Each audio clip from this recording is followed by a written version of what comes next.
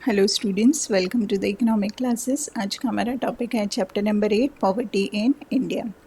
ना इस particular chapter में हम पॉवर्टी, मल्टी डायमेंशनल पॉवर्टी के बारे में डिस्कस करेंगे, प्लस हम डिस्कस करेंगे about the types of poverty. तो चलो स्टार्ट करते हैं। Now we knows very well during the British period से ही हमारा देश बहुत गरीब था, पुअर था। अब इसका मेन रीज़न क्या है? तो ब्रिटिशर्स अपनी चीज़ें अपनी कंट्री से चीज़ें लेके आते थे और सस्ते दामों पे इंडिया में बेचते थे, तो हमारे इंडियन पीपल अट्रैक्ट होते थे। तो इसीलिए जो हमारी हैंडीक्राफ्ट्स एंड कॉटेज इंडस्ट्री थी वो डे बाय डे डिक्लाइन हो गई या बंद हो गई। तो ये एक मेन रीज़न था पॉवर्टी का। प्लस हमारा एग्रीकल्चर मानसून के ऊपर डिपेंडेंट है। अगर बारिश नहीं होती थी तो सूखा पड़ता था, तो सूखा होने के कारण भी पॉवर्टी डे बाय डे बढ़ने लगा। ओके, तो ये सारी मेन रीज़न थे ड्यूरिंग द ब्रिटिश पीरियड हमारा देश डे बाय डे गरीब होने लगा। नाउ इंडिपेंडेंस के बाद पॉवर्टी एक बड़ा चैलेंज बन के खड़ा हो गया हमारे इंडियन गवर्नमेंट के सामने। ओके, तो गवर्नमेंट ने बहुत सारे पॉलिसीज़ अपनाई, बहुत सारे इकोनॉमिक प्लानिंग्स किए, बहुत सारे इकोनॉमिक रिफॉर्म्स किए, प्लस एंटी पॉवर्टी प्रोग्राम्स भी उन्होंने अरेंज किए, जैसे गरीबी हटाओ एक्सेट्रा। इससे बहुत इससे पॉवर्टी तो कम हुए, पर जितना होना चाहिए वो हिसाब से कम हुआ नहीं। ओके, नाउ आप जानेंगे what is the meaning of poverty and multi dimensional poverty. अब पॉवर्टी मतलब एक ऐसा सिचुएशन है जहाँ पर पीपल अपनी बेसिक नीड्स को भी नहीं सेटिस्फाई कर पाता है, जैसे है फूड, क्लोथिंग, शेल्टर एक्सेट्रा। क्योंकि उसके पास प्रॉपर इनकम नहीं होता है। ओके, इसीलिए वो अपनी बेसिक नीड्स को भी सेटिस्फाई नहीं कर पाता है, इसे हम कहेंगे पॉवर्टी। ओके, ना मल्टी डायमेंशनल पॉवर्टी कब डिस्कस करते हैं? जब हम एक कंट्री से दूसरी कंट्री को कंपेयर करते हैं, तब हम बात करते हैं मल्टी डायमेंशनल पॉवर्टी। अब उसमें हम डिस्कस करते हैं about the material things and non material things की।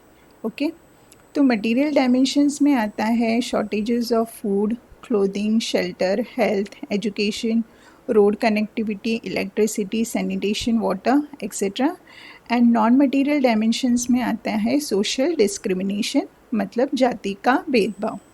ओके, तो एक कंट्री से दूसरी कंट्री को जब हम कंपेयर करते हैं तब हम बात करते हैं about the multi dimensional poverty.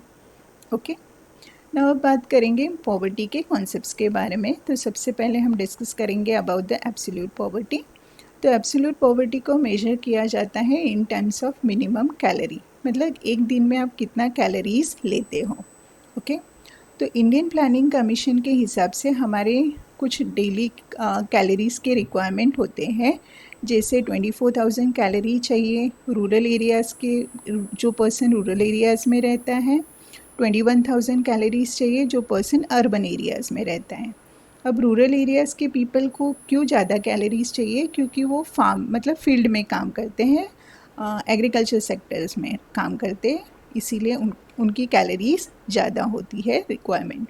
Okay, और एवरेज डेली कैलोरी रिक्वायरमेंट है 2,250 कैलोरीज। ओके, अगर ये मिनिमम कैलोरीज हम इंटेक्ट नहीं करते, अगर ये मिनिमम कैलोरीज हम नहीं लेते हैं, तो हम आ जाएंगे under the categories of absolute poverty. Okay, अब ये मोस्टली कहाँ दिखाई देती है? इन द डेवलपिंग कंट्रीज़, जैसे कि इंडिया। तो एब्सोल्यूट पॉवर्टी ज़्यादा करके इंडिया में दिखाई देगी, और इस पॉवर्टी को हम कम्प्लीटली इरेडिक तो नहीं कर सकते, पर उसके लिए कुछ इफ़ेक्टिव, गवर्नमेंट कम करने के लिए कुछ इफ़ेक्टिव मेजर्स ले सकती है, मतलब उसको थोड़ा बहुत रिड्यूस कर सकते हैं। ओके, ना बात करेंगे रिलेटिव पॉवर्टी। तो रिलेटिव पॉवर्टी में हम उसको मेजर करेंगे in terms of income, wealth, consumption, economic activity. It is a universal phenomena, मतलब ये भी अगर एक कंट्री से दूसरी कंट्री में जब हम कंपेयर करते हैं तब हम बात करते हैं रिलेटिव पॉवर्टी की। ओके, अब इस रिलेटिव पॉवर्टी को हम कम्प्लीटली इरेडिक तो नहीं कर सकते, पर उसको थोड़ा बहुत कम कर सकते हैं थ्रू द प्रॉपर पॉलिसीज़ अपना के। ओके, तो गवर्नमेंट को प्रॉपर पॉलिसीज़ अडॉप्ट करनी पड़ेगी तो ही हम रिलेटिव पॉवर्टी को कम कर सकते हैं। ओके, नाउ अब डिस्कस करेंगे अबाउट द पॉवर्टी लाइन। तो पॉवर्टी लाइन मतलब क्या है? तो poverty line is an imaginary line that divides the poor and non poor. तो पॉवर्टी लाइन एक ऐसी लाइन है जो डिवाइड करता है पुअर एंड नॉन पुअर को। अब ये कैसे पता चलेगा कि पर्सन पुअर है या नॉन पुअर है? तो उसको डिटरमाइन करेंगे इन टर्म्स ऑफ पर कैपिटल, मतलब एक पर्सन कितना इनकम कमाता है जो अपने घर का खर्चा चला सके, मतलब अपने डेली रिक्वायरमेंट को वो फुलफ़िल कर सके। ओके, तो अपने अपने हिसाब से डिफरेंट टास्क फोर्स ने अपने अपने हिसाब से डेफिनेशंस दिए हैं। तो नीति आयोग के हिसाब से पॉवर्टी लाइन को डिफाइन किया है द थ्रेशोल्ड एक्सपेंडिचर और the amount necessary to purchase a basket of goods and services that are considered necessary to satisfy basic needs at socially acceptable level। मतलब एक पर्सन इतना इनकम कमा सके ताकि वो अपने डेली रिक्वायरमेंट को फुलफ़िल कर सके। ओके, तो इससे पता चलेगा पॉवर्टी लाइन कितना है, मतलब कितने करीब है, कितने कितने पुअर है, कितने नॉन पुअर हैं। अब ये पॉवर्टी लाइन का मेन ऑब्जेक्टिव क्या है? तो इससे हमको पता चलता है कितने पीपल अबो पॉवर्टी लाइन है, कितने पीपल बिलो पॉवर्टी लाइन है। ओके, नाउ इससे हमको पता चलता है कि कितने हमारे देश में कितने गरीब पीपल हैं जो अपने हाउस होल्ड कंजम्पशन एक्सपेंडिचर मतलब डेली रिक्वायरमेंट को भी फुलफ़िल नहीं कर पा रहे हैं। इससे हम ट्रैक कर सकते हैं कि कौन से रीजन में कितनी पॉवर्टी है और हर एक रीजन में पॉवर्टी को हम कंपेयर कर सकते हैं। ओके, इससे हम एस्टिमेट कर पाएंगे कि कितने पर्सन को कितना एक्सपेंडिचर मतलब डेली रिक्वायरमेंट के लिए कितना खर्चा लगता है। ओके, तो हर एक ईयर में ये एक्सपेंडिचर डिफरेंट होता है। क्योंकि महंगाई डे बाय डे बढ़ती रहती है, तो उसको एस्टिमेट करना बहुत ज़रूरी है। ओके, नाउ अब हर एक कंट्री की पॉवर्टी लाइन डिफरेंट होती है। तो वर्ल्ड बैंक के हिसाब से पॉवर्टी लाइन को डिफ़ाइन किया है कि हर एक एज़ पर 2011 उन्होंने रिसर्च में पता किया था कि हर एक पर्सन को $1.90 पर पर्सन को पर डे चाहिए। ओके, अगर ये पर्सन $1.90 पर डे कम नहीं कमा पाता है तो उसको पुअर कहा जाएगा। Okay, which is the price on purchasing power parity PPP। Purchasing power parity मतलब उतना अपनी नीड्स को वो सेटिस्फाई कर पा रहा है, तो उसको कहेंगे PPP, purchasing power parity.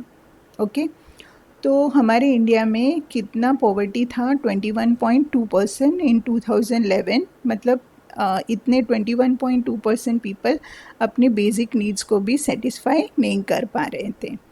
Okay, now अब बात करेंगे about the types of poverty. तो इसमें सबसे पहले डिस्कस करेंगे अबाउट द रूरल पॉवर्टी। तो रूरल पॉवर्टी मतलब जो पर्सन अपनी बेसिक नीड्स को सेटिस्फाई नहीं कर पा रहा है और जो विलेज एरिया में रहता है उसको कहेंगे हम रूरल पॉवर्टी। अब ये मोस्टली कौन से पीपल में होता है? तो poverty mostly small and marginal farmers में दिखाई देगा, एग्रीकल्चर्स लेबर्स में दिखाई देगा, कॉन्ट्रेक्चुअल वर्कर्स में। कॉन्ट्रेक्चुअल वर्कर्स मतलब जो सड़क पे जब रोड का काम चल रहा होता है या आपके घर का काम चल रहा है, तो जब ये वर्कर्स काम करते हैं तो उनको कहा जाता है contractual workers. Okay, and landless labour. Landless मतलब जिनके पास खुद की ज़मीन नहीं होती है, ऐसे लेबर्स। तो ये सारी पॉवर्टी ये सारे फार्मर्स लेबरर्स में दिखाई देती है इन रूरल एरियाज़। अब इसका मेन रीज़न क्या है? तो इसका मेन रीज़न है low agriculture productivity and drought.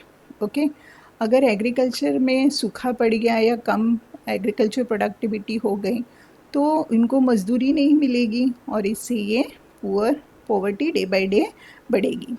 Plus poor rural infrastructure मतलब गांव में अगर सड़क का काम नहीं चलेगा या कोई घर नहीं बनाएगा तो उनको वेजेस नहीं मिलेगा और वो डे बाय डे पुअर होते जाएंगे।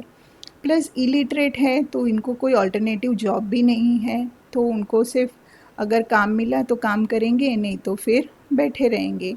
तो ये सारे प्रॉब्लम्स हैं इन रूरल एरियाज और इसीलिए rural poverty day by day बढ़ रही है। ना अब डिस्कस करेंगे अर्बन पॉवर्टी जो हमको टाउन और सिटीज़ में दिखाई देती है। ओके, अब ये ज़्यादा करके कहाँ किस में दिखाई देती है urban poverty? To the migrated workers, मतलब जो रूरल एरियाज से वर्कर अर्बन एरियाज़ में माइग्रेट हो के आते हैं, तो मोस्टली पॉवर्टी माइग्रेटेड वर्कर्स में दिखाई देती है। अब इसका मेन रीज़न है इंडस्ट्रियल ग्रोथ स्लो होना, कभी कभी इंडस्ट्रीज़ बंद भी हो जाती है, प्लस लैक ऑफ इंफ्रास्ट्रक्चर। अगर इंफ्रास्ट्रक्चर का काम नहीं होगा, रोड नहीं बनेगा, बिल्डिंग्स नहीं बनेगी, तो उनको काम नहीं मिलेगा। Okay, now urban poverty has led the growth of slum and informal sector as well as create a law and order problem in the society. अब urban poverty day by day क्या करेगा? स्लम्स और slums को, मतलब जो झुपड़पट्टी को day by day बढ़ा रहा है, slums area day by day बढ़ा रहा है, क्योंकि जो रूरल एरियाज़ में से जो पीपल आते हैं उनके पास प्रॉपर रेजिडेंशियल एरिया नहीं होता है, तो वो स्लम्स एरियाज़ में रहते हैं। तो इसीलिए अगर अर्बन पॉवर्टी बढ़ेगा तो स्लम्स एरिया बढ़ेगा, प्लस लॉ एंड ऑर्डर का प्रॉब्लम होगा, क्योंकि अगर उनके पास वेजेस नहीं होंगे तो वो कुछ अनप्रोडक्टिव वर्क करेंगे, तो इससे लॉ एंड ऑर्डर्स में प्रॉब्लम्स बढ़ते जाएंगे। ओके, ना अब बात करेंगे extent of poverty. Extent of poverty मतलब टोटल पॉपुलेशन में कितना रेशियो नंबर ऑफ पुअर है। ओके, तो उसको हम कहेंगे एक्सटेंट ऑफ पॉवर्टी, मतलब हमारे देश में कितनी गरीबी है हमारे टोटल पॉपुलेशंस में से। ओके, नाउ सिंस 1962 गवर्नमेंट ने बहुत सारे कमिटीज़ अपॉइंट किए हैं ताकि एस्टिमेट कर सके कि हमारे इंडिया में कितना पॉवर्टी है। अब पॉवर्टी लाइन को कैसे हम लोग बेस्ड कर सकते हैं, मतलब उसको कैसे डिफ़ाइन कर सकते हैं? तो उसको हम सिर्फ इंक्लूड करते हैं फूड आइटम्स को। ओके, इसमें नॉन फूड आइटम्स को हम इंक्लूड नहीं करते हैं, जैसे एजुकेशन है, हेल्थ है, इसको हम कैटेगराइज नहीं करते हैं अगर हम देश की बात कर रहे हैं। ओके, नाउ अब गवर्नमेंट ऑफ इंडिया ने बहुत सारी कमिटीज़ अपॉइंट किए हैं time to time poverty line कितना है उसको रिव्यू करने के लिए। तो इन 2012 डॉक्टर सी रंगराजन की एक कमेटी अपॉइंट हुई थी और उन्होंने रिपोर्ट प्रेजेंट किया था इन द ईयर 2014। ओके, अब इनके हिसाब से 2014 के हिसाब से उन्होंने जो रिपोर्ट प्रेजेंट की है उनके हिसाब से कितना कंजम्पशन एक्सपेंडिचर एस्टिमेट उन्होंने दिया था, मतलब कितना पर्सन को इनकम कमाना चाहिए ताकि वो अपनी रिक्वायरमेंट को फुलफ़िल कर सके। तो एज़ पर 2011 एंड 2012 रिसर्च के हिसाब से अगर पर्सन रूरल एरियाज़ में रहता है तो उसको ₹972 पर मंथ कमाना चाहिए, मतलब उसका दिन का खर्चा ₹32 पर डे पर पर्सन का होगा। ओके, पर 2011-12 में पॉवर्टी रेशियो था 30.9%, मतलब रूरल एरियाज़ में इतने 30.9% पीपल इतने पैसे भी कमा नहीं पाते थे। ओके, अब अर्बन एरियाज़ की बात करें तो अर्बन एरियाज़ में चाहिए था ₹1407 पर मंथ, मतलब ₹47 पर डे पर पर्सन, और पॉवर्टी रेशियो था 26.4%। ओके, अब टोटल पॉवर्टी की बात करें अर्बन एंड रूरल एरियाज दोनों को मिला के, तो टोटल पॉवर्टी था 29.5%। ओके, ना अब स्टेट वाइज पॉवर्टी रेशियो की बात करें तो छत्तीसगढ़ में 2011-12 में सबसे ज़्यादा पॉवर्टी लाइन था जो था 39.9%, महाराष्ट्र में था 17.4% और केरला में सबसे कम था 7.1%।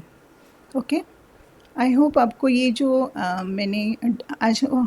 आई होप मैंने आज जो डिस्कस किया वो सारा चीज़ें आपको समझ में आगे रहेंगे, सारे कॉन्सेप्ट्स।